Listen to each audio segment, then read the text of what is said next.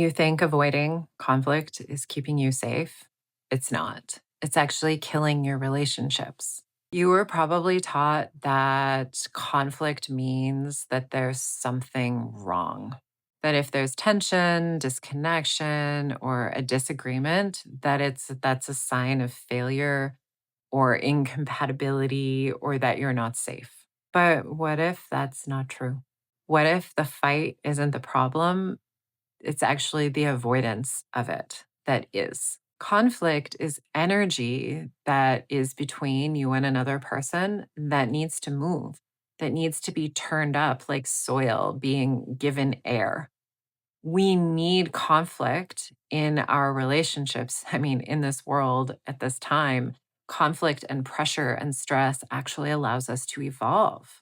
Conflict is feedback, it's energy that's been bottled up, that's been building, and now it's time for it to move. Most of the time, what we call conflict is just unmet needs, unfelt emotions, and unsaid truths collecting, building up inside of us. And when you can learn to stay present, open, and safe in your body, you unlock a different type of intimate connection with the people in your lives. I used to avoid conflict at all costs.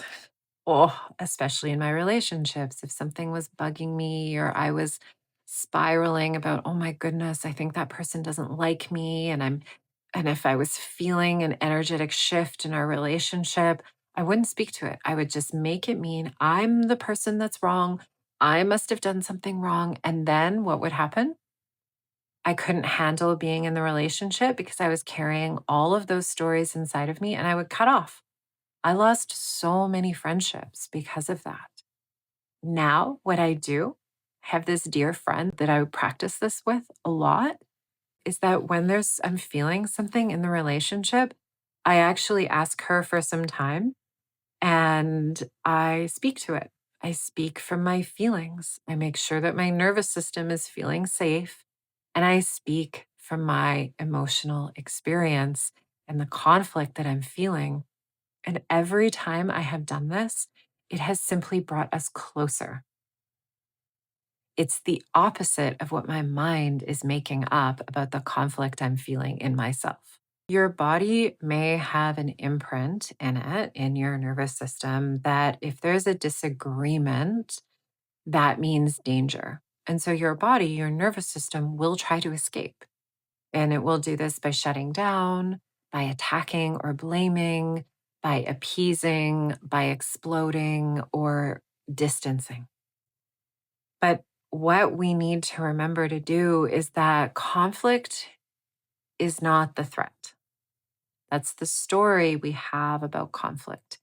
Disconnecting from ourself, which is what we do when we shut down or we explode, and disconnecting from the people that we love is actually what is causing the threat in our system.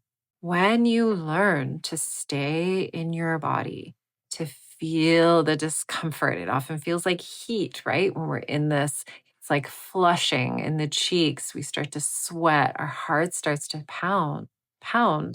When we can stay with ourselves, resource ourselves, stay connected, that's how you build relationships that are full of integrity and authenticity. You don't have to get it right all the time. Relationships aren't meant to be perfect. We can show up messy as long as you're committed to showing up from your emotions and safety in your own body and being responsible for yourself. When you stop avoiding conflict, you stop walking on eggshells around other people. You start creating relationships that can hold deep wells of truth and intimacy and depth, not just we're going to stay on the surface. And it really taps us into honesty when we can be so defenseless in our connections.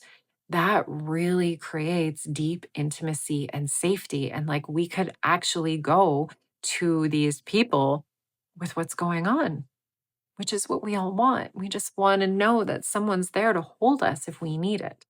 that takes moving through conflict. So, staying present through conflict is so, so, so powerful. So, you can go watch the next video. It's not a pattern, it's a soul contract you're ready to break.